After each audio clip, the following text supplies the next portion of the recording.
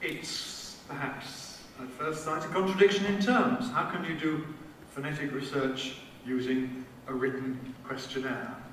Well, linguists have long been used to questionnaires in other areas of language description.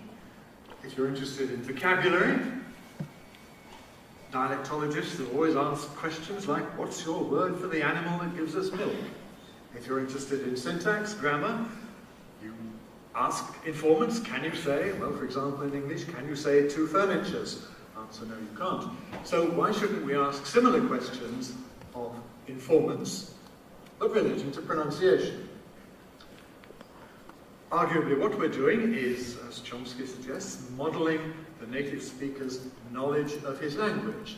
And one of the things that the native speaker knows about his language is how to pronounce it. So let's tap into that kind of information. I think the first example I can find of approaching informants in this kind of spirit is Martinet's investigations in a French prisoner of war camp, where he asked people, officers, French army officers, for example, as you see there, prononcez-vous de façon identique, jeune et jeune? Do you pronounce these words the same or different? Veulent, veulent, filleul, filleul, well, in my French you don't, but yes, some people did and some people didn't. He was asking them questions really not so much about phonetics, as he argued, but about phonology. In that case, there's an assumption of the possibility of a contrast that some people have and some people don't have. Do you have it? The second question there, which pronunciation seems to you to be more natural? Je me dis, je me dis, je me dis. The old question of the French muet, the schwa that comes and goes. The speakers were able to respond by saying which of those seemed to be more natural. And the third one there, do you have the impression that you pronounce the D in the word médecin as a D or as a T? In the word for absent, do you say that as a B or a P? So what's the speaker's perception of what he's doing? As Martinet comments, if this had been a phonetic survey aiming to determine the exact nature of this or that articulation by a given subject, the oral method would have been the only advisable one, indeed the only possible one, the oral method that is eliciting things spoken. But since it was a phonological survey, the presence of an expert observer was much less indispensable, and that's why he could use a written questionnaire. 30 years later, Voltaire followed this up. She did indeed revert to the oral method, and by the mid-70s, of course, you could make decent audio recordings.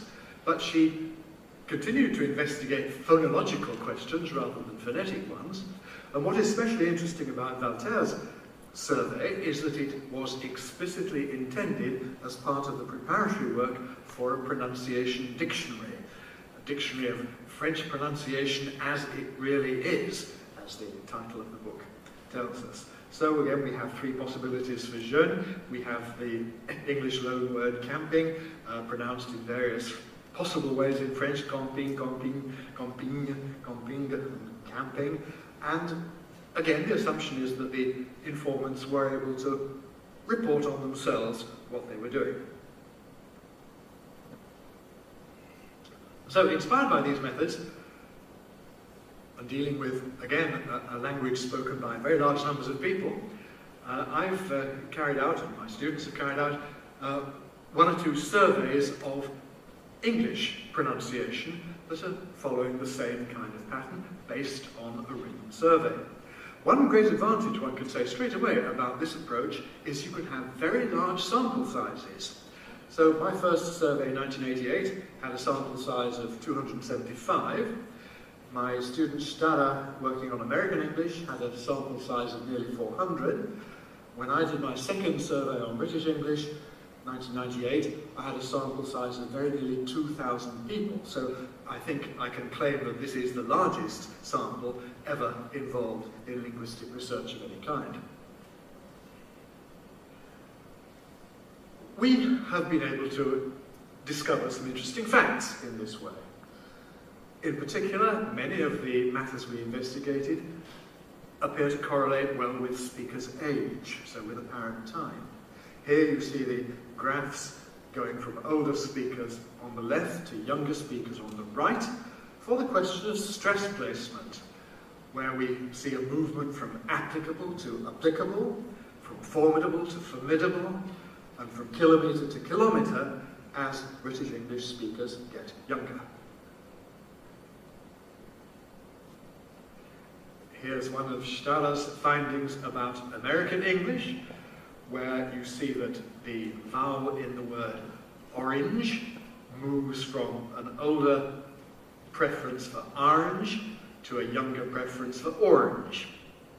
Whereas in the word sorry, we don't get nearly so fast a movement. Sorry about the symbol at the top. Nearly everything has come out right, but not quite everything.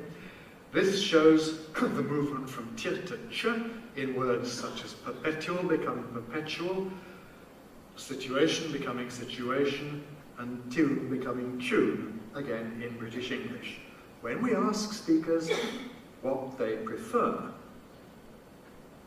Now, of course, asking people what they prefer is not quite the same as asking them what they do. If we ask them what they do, if we ask them to self-report, then we're in grave danger of getting inaccurate answers. As Labov pointed out 30 years ago, in the conscious report of their own usage, New York respondents are very inaccurate. They tended to over-report, that is to say that they used more prestigious variants than they really did. In Norwich, Trudgill found that women there over-report, but men there under-report. So there's something about British men, at least in Norwich, which means that they tend to claim to use less prestigious versions than they really do. Anyhow, my conclusion from this was that instead of asking people what they do, which does demand observation, we can ask them what they prefer. And nobody can gainsay us about what they report about their own preferences. And since it does throw up interesting data which correlates well with, particularly with age, it seems to be worth doing. So the instructions that I've given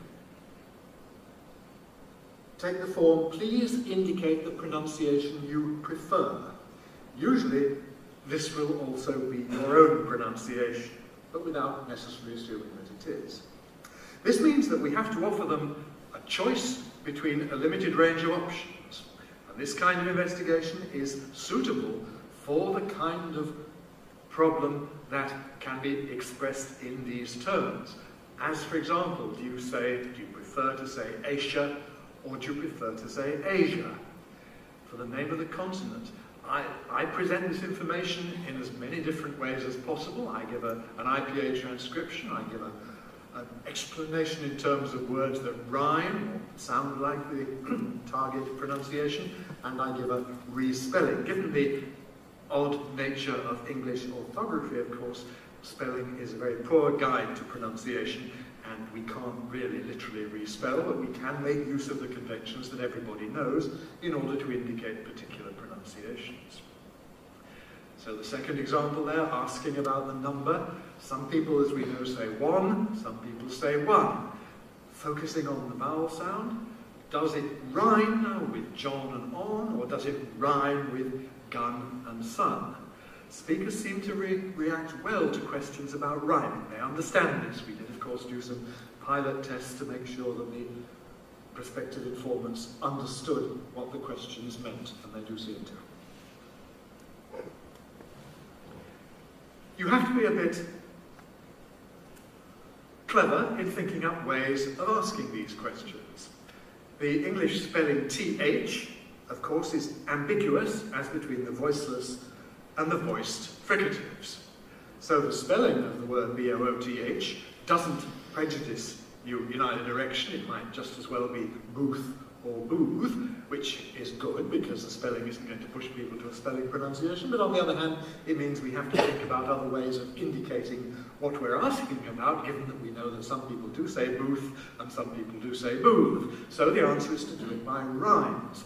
Because everybody says truth with a voiceless fricative, everybody says smooth with a voiced one, so we can ask, does this word rhyme with truth, or does it rhyme with smooth? In the case of weak vowels, or potentially reduced vowels, it's more tricky because here we have even weaker connections between spelling and pronunciation. There's no agreed way of indicating a schwa in English spelling. I wanted to ask about 4 possibilities in the word that you see there at the bottom. The 4 possibilities would be, in my speech, direction, direction, direction, and direction. And, well, we can transcribe it with phonetic symbols for those who know phonetic symbols, but they're in a minority. We've got to think of example words where there's no hesitation. This is British English, so die and dire are clear that dire has a schwa in there and die doesn't. British English speakers, unlike, say, Australians, make a sharp difference between weak I and weak on the whole, so we've got dig and the last bit of nada for d and d, respectively. What then is this technique useful for? It's best for asking about lexical incidence. So this is where we differ, or we have variability in how a given word is phonologically spelt in our mental lexicons. So we all know, for example, that Brits say tomato and Americans say tomato. That difference of vowel is a matter of lexical incidence. We can ask people about that. Everybody knows which pronunciation they generally use themselves. They probably have views about which they prefer. This also covers stress placement. On the whole, people have strong views about stress placement. You'll notice these are the kinds of things that people will write letters to the editor of the newspaper about, that they will phone-in programs about, they will have strong views about if they see the language is changing or young people are doing something different from themselves. So there are very strong opinions in Britain about whether you ought to say controversy or controversy, and indeed about whether you ought to say applicable and applicable. We can ask people about that. Trickier if the phonological system is not clear. Now, in England, everybody has 2 different vowels, oo and u, as in mood and good, respectively. But in Scotland, they don't. In Scotland, there's normally just a single vowel, so mood and good rhyme perfectly. This means that we can ask the English, do you prefer to say room, or do you prefer to say room? And they understand the question, and they will have a view about it. But it's pointless asking the Scots that question, because it's meaningless. There's no distinction to be made between the 2 vowels for them. They've got to say room, there's no other choice.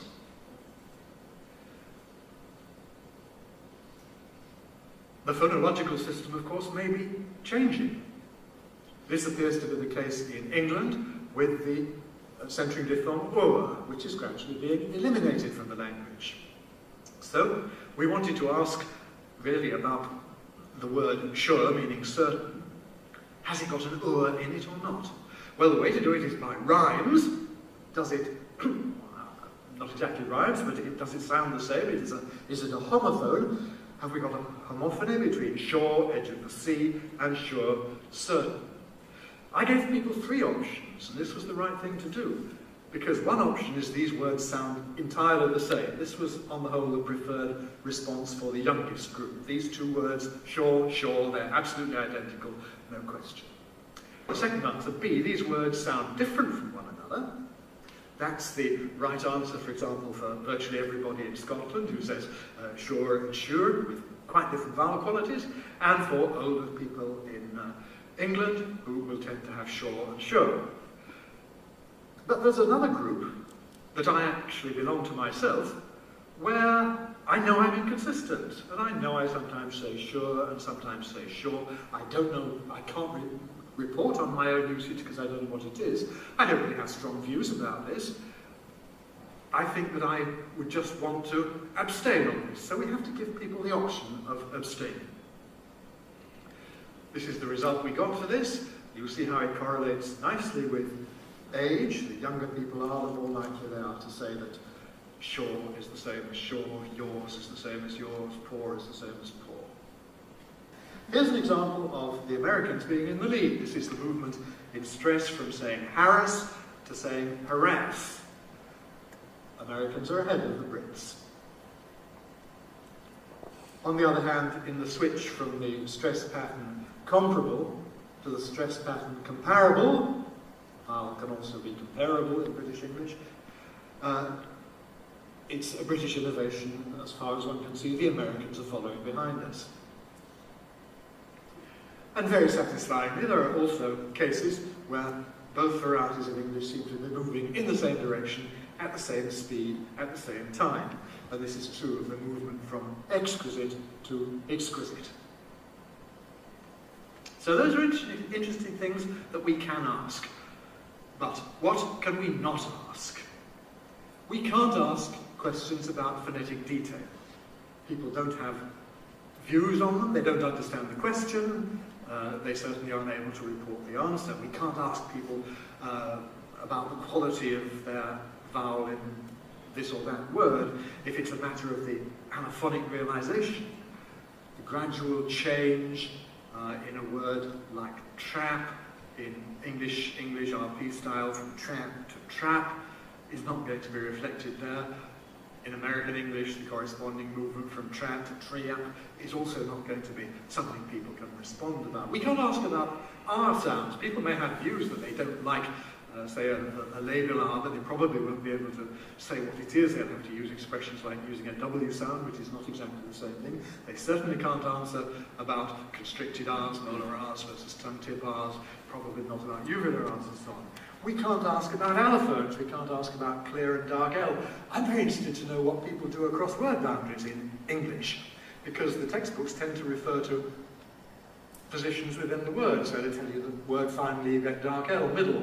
But I know that many speakers use a clear L if the next word begins with a vowel, Middle East. What about a boundary within the word vital, giving vitally? I'd like to know that, but I can't ask this kind of thing in a questionnaire. I certainly can't ask about alveolar T versus glottal T. I can't ask about brightly versus brightly, witness versus witness, network versus network. People can't give that kind of answer. Of course, in the future, we may be able to find a way of offering audio clips to really large sample sizes and getting people to listen to the kinds of things we're asking about. But that's then already not a written questionnaire, but a multimedia questionnaire, and that lies in the future. Thank you.